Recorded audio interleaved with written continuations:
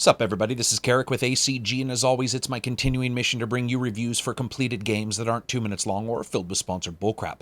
Shepard, Rex, immortal words, and the bro affair of two main characters of the Mass Effect series that resonated across their sequels like a goddamn never-ending bro fist. Now this is a love affair many gamers have with the universe itself, ignoring primary colored endings, that has really had them clamoring for more for the last 5 years. But does that magically remain when you ship off a box of humanity and a lightspeed traveling refrigerator to make a new life for themselves in another galaxy, safely away from the narrative landmines of Reapers and Star Children?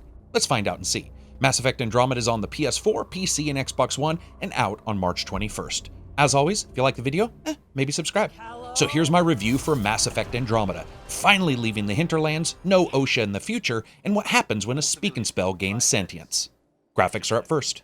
One time, the game's sheltering you in this amazing detailed warm light of an alien planet in perpetual twilight. The next, leaving you cold as you notice that rain effects play out on your face and actually not on the helmet that you're wearing. The game has a very distinct lots of stuff, not lots of polished presentation that is demonstrable from start to the ending credits. First, let's talk about some of the good stuff. Some of these places look goddamn fantastic on first pass, and the later areas that make up the worst hives of scum and villainy to alien planets with their own warped ecosystems each have a very real resonance to them, and to me at least, felt far more differentiated and defined than any location in any of the prior titles. I mean, it's hard not to be terrassing across a desert wasteland in your Mako that's not a Mako and not be impressed, just from the scale and scope of everything around you. Or the first time you land on the Citadel that also isn't the Citadel and start to see it take shape around you as you upgrade it, add sections, characters, quests, and huge interactive locations that open up. And for the first time, really in the series, it feels like you have reactions in the game world that are making defined and demonstrable changes to the environment.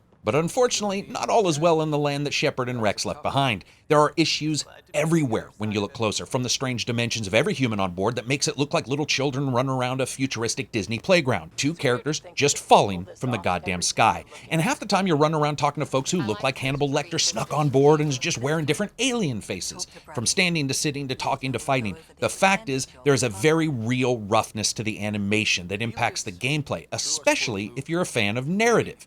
Does it make it impossible to enjoy? No, of course not, but it passes the level of jank an uncomfortable amount of times. Here you will see all manner of mistakes and lack of polish, from using the same rain texture on the ground that's on the helmets, large amounts of texture flickering on all the platforms, depth of field calculation errors, characters freezing in place, to hands that reverse or twist around on the characters themselves. And I think the worst offender is the lighting and customization, which result in apparently the game importing your friggin' Sims 4 character into the title. Much of that can be chalked up to lighting, lack of eye reflections, and noticeable drops in texture detail. It's small stuff, but as a game based in narrative, it's noticeable that the first time you walk up to another alien and it looks like you jumped on the Raggedy Ann face paint space train. Now when it comes to performance, consoles shoot for 30 FPS at 900p, 1080p, and apparently 1800p checkerboard resolution on the Xbox One, PS4, and PS4 Pro respectively, with some drops even lower in their engine cutscenes.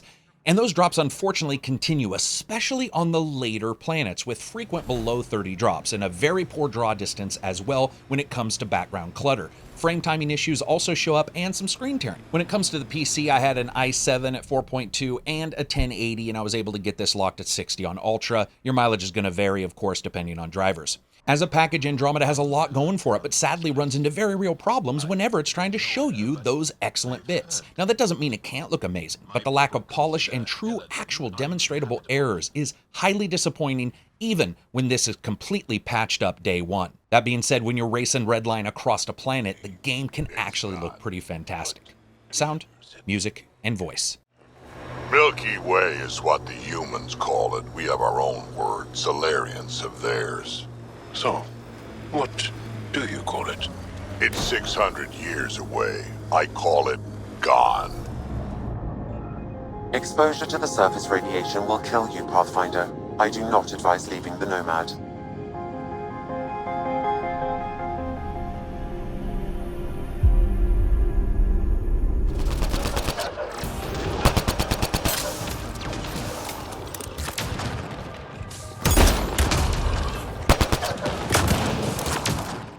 And as you guys know, I do sound first. Now, luckily, it seems like a patch fixed the sound surround issues that were going on in the trial. The first time you hear the heavy caliber of an enemy's railgun ratcheting up like a chainsaw, it's actually pretty goddamn epic. And the stamped-on effects work pretty well throughout, when various weapons have enough unique layers that there's a real feeling that guns, ships, and equipment are actually real items in the game world.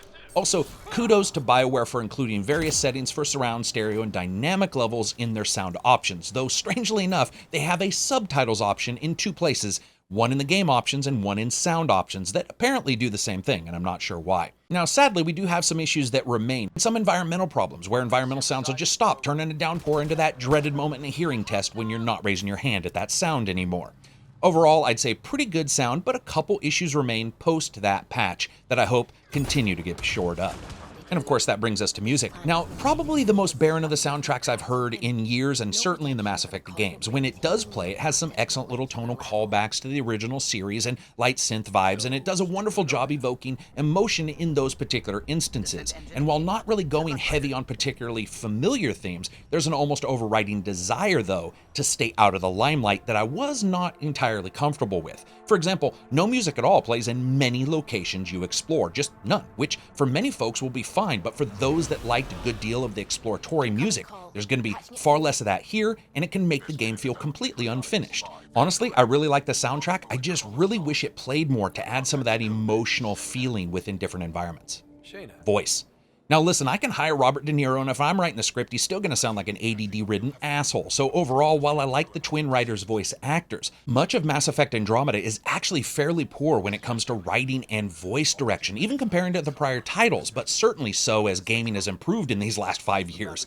In the same sentence, without changing characters, you can go through 5 to 6 emotions as you can tell each line was recorded separately and not as a whole, resulting in insanely stilted delivery, or what can only be described as watching someone go emotionally insane as you listen. None of this magically gets better 10 hours after the trial period. That's sort of like trusting a driverless car to not plow into the side of a divider after having just done so. But I know a lot of folks hope that would happen. It doesn't, you just get more of it. So if you're okay with these voices, you should be okay with the rest of the game. And of course that brings us to gameplay and a bit about the story. You play as Ryder, either male or female, who are the children of Clancy Brown's Pathfinder Ryder character. The Andromeda Initiative, which Clancy heads, is a series of massive ships sent out into the Andromeda galaxy to start colonies. A series of problems developed over the trip, and when you're awoken you find out that many of the arcs just completely were lost, and those places you found aren't actually suitable for human habitation. Luckily for the story, each of the main planets has giant ancient machines on them that can make the planets livable again, and what follows is the misadventures of Ryder and team as they travel from planet to planet, turning on the universe's largest air conditioners. As Ryder and a Pathfinder, you get a hold of a ship, which is the Tempest, as well as a land vehicle, which is basically an improved Mako from the original title, and that has you spending 40 plus hours on the main story rip-roaring across folks' planets, basically setting them up for human habitation, regardless if someone already lives there. And during your travels, at some point you're going to end up facing off against a series of different enemies, be they raiders intent on drinking your insides to stave off dehydration, or a series of enemies that basically look like the Geth lost about 200 years of technological advancement because they were too busy playing Mahjong. Combat is absolutely fluid here, make no mistake, with you having the ability to map moves to your left and right bumper or keyboard keys, as well as to both pressed at the same time. Sadly, almost all control of teammates is lost in Mass Effect Andromeda. That's right, somehow in Andromeda folks forgot how to work as a team, so while you can send them out to hide behind a rock, once they get there, who knows what the hell they're going to do, which means it can be far less structured when it comes to combo work than we expect. Luckily, they do have their own automatic team combos which they can perform. Now, the soft cover system in the game, which a lot of people have talked about, works relatively well. If you have a weapon out and get near an object big enough, Ryder ducks and covers. It's not perfect nor new, but it works overall, and blind fire is still, of course, possible from cover. Now, when you kill enough native flora and fauna, most of them just surprised they're being attacked in their own homes, you get to level up skills and pick profiles. Skills are separated by combat, biotics, and tech, with each offering a large number of embedded abilities when you upgrade them, and later level ups have you sort of choosing paths. They also allow for things like extra weapons to be taken during planetside excursions. And lastly, there's profiles. Basically, the more points you spend in skills, the more these profiles open up, and they offer you different pluses and minuses depending on whichever profile you've chosen. Now, as with all Mass Effects, exploring is the name of the game here as you subjugate world after world, and you begin to accrue points to spend on this game's version of the Citadel, leveling it up and also unlocking more folks from stasis. Your choice dictates resources as you move forward, so if you pick to save some scientists versus, say, traders, you're going to find different bonuses being applied. Lastly, each planet has a viability level, and as you perform quests on the planet, that goes up. Again, paying off with bonuses, or in one of Andromeda's better gameplay adds, it unlocks further quests and locations. Now, while this doesn't play out everywhere, it does in some locations, giving a very real reason to return to planets you've finished the main quest on, and I loved that.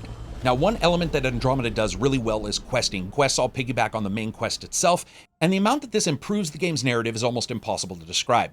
Let's talk about romance. What would a Mass Effect game be if it didn't have it? And like rubbing two sticks together to make a fire, you're going to be trotting through Mass Effect groin first with your compass always pointing to ass. You're consistently looking to path pound your way into the digital DNA cross streams of an assortment of other monstrosities throughout the game because the graphics remain the same.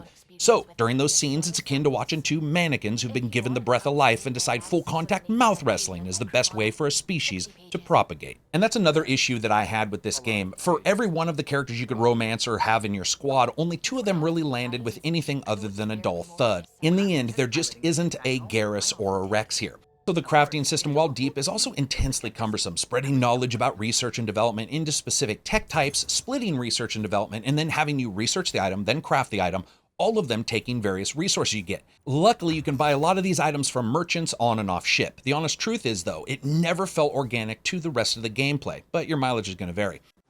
Now, I know a lot of folks are hoping multiplayer is going to be the key that opens up the awesomeness here, and in many ways, it's fantastic and builds on the Mass Effect 3's multiplayer, and with your characters here having jump packs and dodge moves, feels incredibly fast.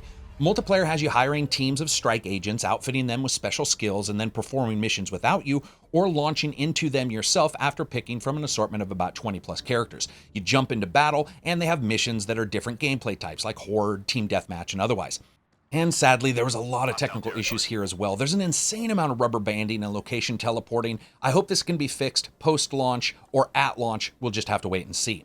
Also, in that game, there are Andromeda points, which is this game's version of microtransactions, but at this time, it's really going to be impossible to tell what kind of impact that will have on the game and its populations because multiplayer wasn't working the best. And I think that's going to be vital because regardless of difficulty level, the AI never really offered an incredible challenge, so it may be up to people to do that. Fun factor. Listen, Andromeda's at its peak when you're in crash-landed spacecraft or ancient buildings, or you're going for the sheer verticality of jungle planets with remote monasteries about a mile high in the sky. Really, when exploration is at its peak, so too is Andromeda. Unfortunately, that entire time, you're never 100% sure how Andromeda is going to show itself, because there's actually a lot to like here, but there are also a tremendous number of problems. So as you guys know, I rate games on a buy, wait for sale, rent, or never touch it again rating scale. This is actually a rent or a deep sale on PC. The game has enough issues that right now there is no way I feel comfortable telling people to run out and get it, because sure, it can offer 60 hours, but I can flick my nuts for 60 hours. It doesn't mean I want to. So as always, that's it for me. If you like the video, give it a thumbs up. If you dislike the video, give it a thumbs down. Maybe check out Reddit, Patreon, or Twitter. Peace out and enjoy the rest of your week.